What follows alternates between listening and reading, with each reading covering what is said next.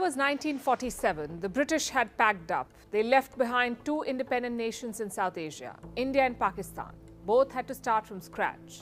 New forms of government, a new constitution, a new leadership, everything had to be created.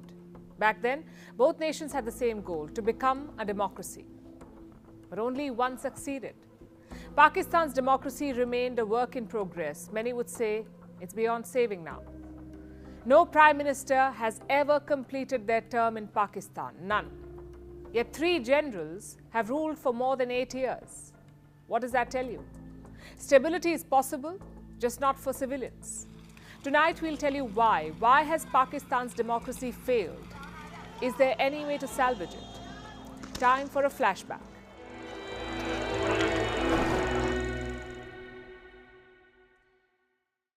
Think of democracy as a house.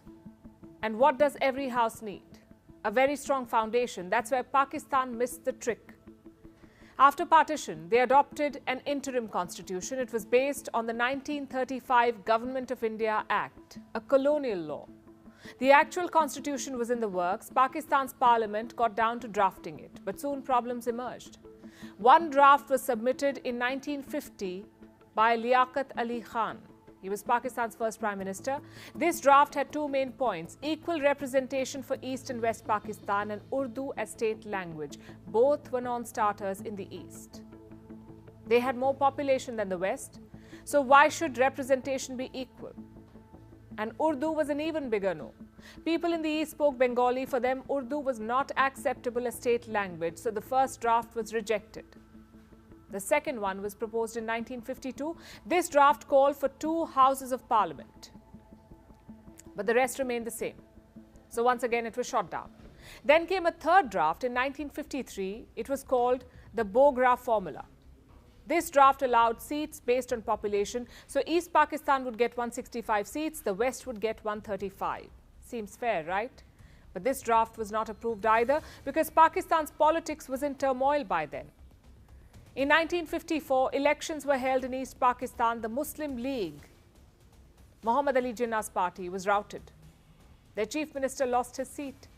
So did every single minister, so the constitution was shelved again. It took 2 more years to draft one finally. Pakistan's first constitution was adopted in February 1956.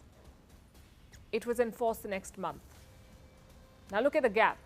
Pakistan was formed in 1947, but the constitution came in 1956. That's a gap of 9 years. India's rule book was drafted in just under 3 years. And remember, India's constitution is the longest ever. So Pakistan missed a trick there. Their leaders simply couldn't agree on most things. What would be the state language? How would seats be divided? What rights would minorities get? What form of Islam would be the state religion? All these questions remain unanswered. And there's a reason why. Leadership vacuum. Muhammad Ali Jinnah was the founder of Pakistan. The idea was to create a country based on his vision. But Jinnah died in 1948.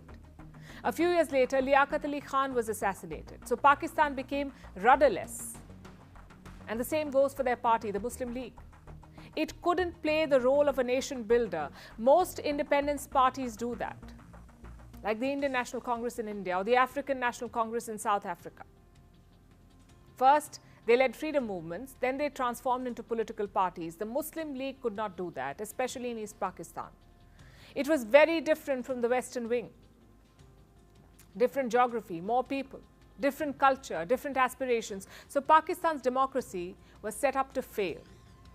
Maybe better leadership could have contained these differences, but that was never Pakistan's strength. Either way, in 1956, the constitution finally came. The next step was a general election. Until then, only provincial and indirect elections were held. No nationwide general election had been organized. Even the constitution could not change that. So in 1958, Pakistan's president took matters into his hands. That's Iskandar Mirza. First, he abrogated the constitution. Then he declared martial law. Enter General Ayub Khan, Pakistan's army chief back then. During martial law, he took charge. He became the president of Pakistan. Ayub Khan would rule until the late 1960s. Again, no general elections. It was a military dictatorship. So why did he give up power? Well, in 1965, he fought a war with India. He tried to take the whole of Kashmir, but Ayub Khan lost. Plus, young Pakistanis were growing agitated. They were fed up with military rule. So in 1969, he resigned. And the next year came general elections, Pakistan's first since independence. Look at how long it took. 23 years to hold the first nationwide general election. By then, India had completed 4. The 1970 polls came with a surprise. In West Pakistan, the Pakistan People's Party won. Its leader was Zulfikar Ali Bhutto. He was allied with the army.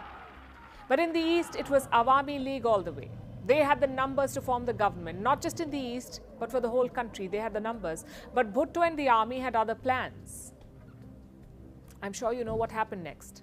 Pakistan's army tried to crush dissent in the East. India intervened, and Bangladesh was born. So the Pakistan army was beaten and shamed. It was the perfect chance for Bhutto. He could have taken the country in a different direction, built a strong culture of civilian rule, but he did not. In 1977, elections were held again. Bhutto's PPP on one side, a coalition of 9 parties on the other. The PPP swept the election, but the opposition cried foul. They protested. They said the voting was rigged. So Bhutto went to the army and he declared martial law, got opposition leaders arrested, and once again gave the Pakistan army an in. Big mistake. Because in 1977, the same army staged another coup, and 2 years later, Bhutto was tried and executed. What happened in the 70s was a repeat of the 50s. Civilian leaders had the perfect chance, but they failed, and their failure allowed the army to capitalize. Back to our story now. The new dictator in Pakistan was General Zia-ul Haq.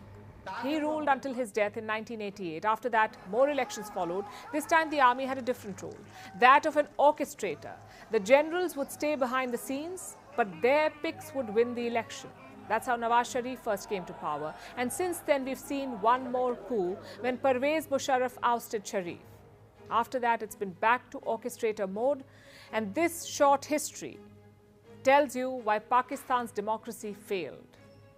You can divide it into 3 reasons. 1, the weak foundation. Most democracies function because of rules and traditions, and for that you need a constitution. Pakistan was late in getting there. Reason number 2, the source of power. Think about how most leaders win elections, by building a support base, by appealing to the public. But Pakistan's leaders never tried that. They found an easier source of power, and that was the Pakistan army. So one military coup led to another. And finally, reason number 3, the nature of the society. Even today, Pakistan is a feudal country. The source of power is based in one province, Punjab. Punjab makes up 54% of the national income, employs 61% of all Pakistanis, and is home to 53% of the total population. So if you win Punjab, you win Pakistan. Of course, this makes other provinces feel bad. These are not excuses for Pakistan's politicians. They must take the blame for this failure, because democracy is like a good habit, like being punctual or exercising every day. No one is born with those habits. They are developed through time and effort. Democracy is like that for countries. You need to keep investing in it. And with time, it will become a habit. But Pakistan's leaders never tried to cultivate this habit. What's worse, they got the country hooked on some bad ones.